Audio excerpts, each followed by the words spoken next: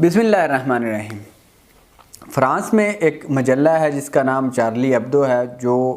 2015 میں اس نے پہلی دفعہ نبی کریم صلی اللہ علیہ وآلہ وسلم کے خلاف کچھ خاکے شائع کیے اور اس کے بعد اس کے دفتر پہ حملہ ہوا، اس کے کئی افراد مارے گئے، لیکن انہوں نے اپنے ان عزائم کا اعادہ کیا۔ پوری امت مسلمہ میں اس کے خلاف احتجاج ہوا، لیکن انہیں اس کا کوئی فرق نہیں پڑا، اور ان کا ایک ہی موٹو ہے،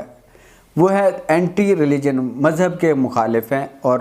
نژاد پرستی کے مخالف ہیں۔ یہ جو مجلہ ہے اس کا ایک موٹو ہے۔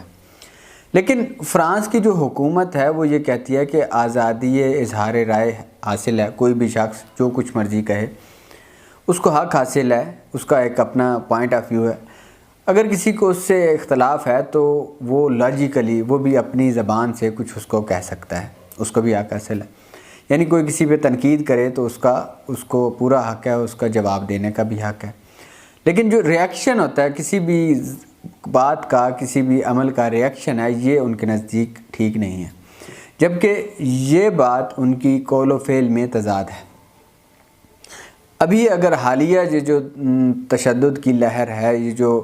ایک ٹیچر کو وہاں پہ قتل کیا گیا اور اس کے بعد اس جو فرانسیسی صدر کا ریاکشن تھا مسلمانوں کے خلاف، جو ان کا نظریات تھے ان کا انہوں نے اظہار کیا، اس کے بعد ترکی کے صدر نے ان کے خلاف جو بات کی اس کا ریاکشن انہوں نے یہ دیا۔ ترکی کے صدر نے کہا کہ ان کو اپنا دماغی معائنہ کرانا چاہیے فرانسیسی صدر کو،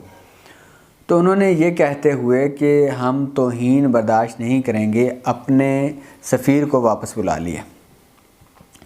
تو جس آزادی اظہار رائے کے علمبردار فرانسیسی ہیں ان کو چاہیے تھا کہ اس کا بھی ایک لاجیکل جواب دے دیتے، جبکہ انہوں نے اس بات کو توہین سمجھتے ہوئے اس کا ریاکشن دیا اور اپنے تعلقات اس کے ساتھ ختم کر لیے۔ ہونا تو یہ چاہیے تھا کہ جب یہ گستاخانہ خاکے چھپے ہیں اس کے بعد تمام اسلامی ممالک کو فرانس سے اپنے سفیروں کو واپس بلا لینا چاہیے تھا اور ان کا ہر طرح کا معاشی بائیکاٹ کرنا چاہیے تھا۔ ان کی تمام مصنوعات جو مسلم ممالک میں بیچی جا رہی ہیں ان کا بائیکاٹ ہونا چاہیے تھا، اور سفارتی سطح پہ بھی ان کا بائیکاٹ ہونا چاہیے تھا، تاکہ کسی بھی شخص کو 2 ارب مسلمانوں کے احساسات کو مجروح کرنے کا دوبارہ لائسنس نہ دیا جاتا، جبکہ ایسا کچھ نہیں ہوا۔ مسلمانوں کے حکمران جو ہیں وہ مصلحتوں کا شکار ہیں، مسلمان ممالک آپس میں مختلف جنگوں کا شکار ہیں، اور کسی نے اس کا وہ ریاکشن جو ہونا چاہیے تھا نہیں دیا،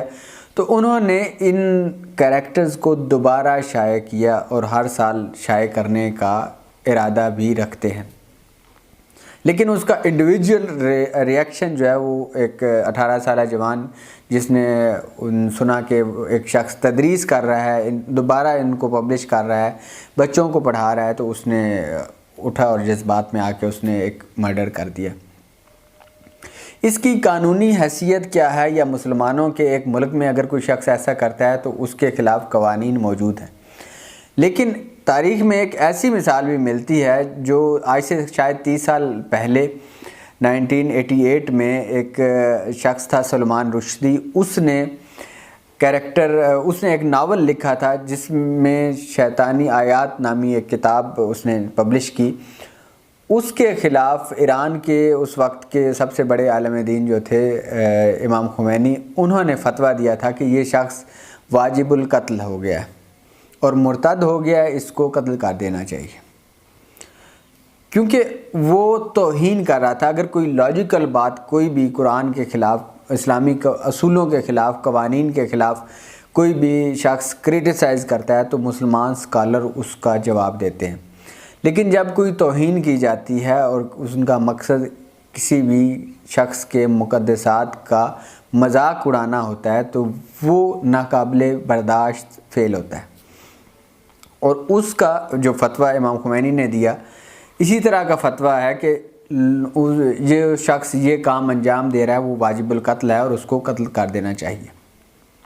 لیکن مسلمان حکمرانوں کو چاہیے کہ اس کا ایک ریاکشن حکومتی سطح پر پوری دنیا میں آنا چاہیے کہ جو شخص حکومتی جو شخص نبی کریم صلی اللہ علیہ وآلہ وسلم کی ذات پر کوئی حرف اٹھاتا ہے، کوئی ان کی توہین کرتا ہے، تو اس ملک کا اگر وہ اس کو پناہ دے رہا ہے، اگر وہ اس کو اجازت دے رہا ہے یہ کام کرنے کی، تو اس کے خلاف تمام مسلمان متحد ہو کے اس ملک کا بائیکاٹ کریں، اس کی مصنوعات کا بائیکاٹ کریں۔ تجارتی اور سفارتی سطح پر تمام مسلمان ممالک ان کا بائیکاٹ کریں۔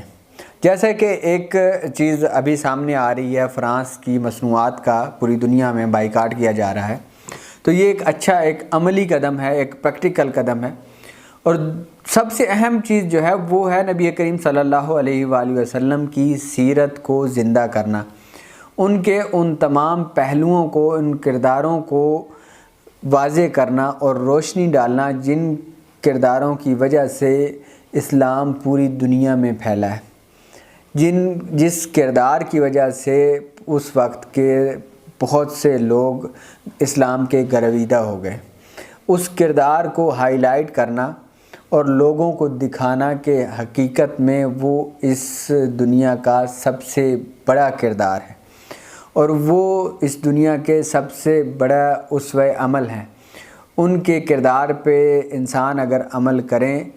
تو یہ دنیا بہتری کی طرف جائے گی، رستگاری کی طرف جائے گی۔ مسلمانوں کو اس وقت سب سے زیادہ متحد ہونے کی ضرورت ہے، ایک ہونے کی ضرورت ہے، اور حکومتی سطح پہ مسلمانوں کو چاہیے کہ اپنے ناموس، اپنی عزت، اپنی آبرو کی حفاظت کریں۔ آپس کی لڑائیاں چھوڑ کے اگر کوئی شخص تمہارے مقدسات کی توہین کرتا ہے تو اس کے خلاف متحد ہو جائیں اور اس کو دوبارہ یہ جرأت، یہ ہمت، یہ حوصلہ نہ ہو کہ وہ مسلمانوں کے مقدسات کی توہین کرے۔ بہت شکریہ۔